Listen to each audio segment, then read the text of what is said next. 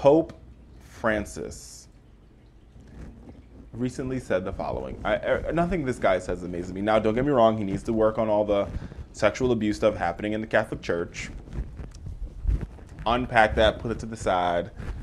Everybody has a place, and I'm going to put that in its place to the side for right now. Right? But he says that the Bible demands the redistribution of wealth. And here is what he said. Pope made the comments while speaking before a gathering of several United Nations agency leaders, including the Secretary General himself. And he said the following. In the case of global politics and economic organizations, much more needs to be achieved, since an important part of humanity does not share the belief of progress and is, in fact, relegated to the status of second-class citizens. Oh, I love this.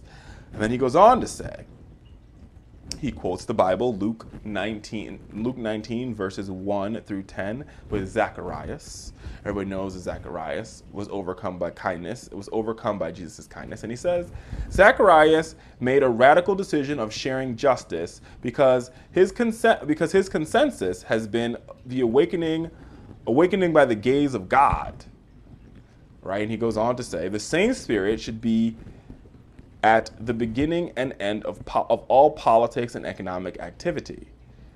He uses the story of Zacharias to talk about how, and it's Zacchaeus, excuse me, I said Zacharias, I don't know why I said Zacchaeus, it's Zacchaeus. And everybody knows the story about Zacchaeus. He was short and he couldn't see Jesus, so he got in the tree, on and on and on and on, right?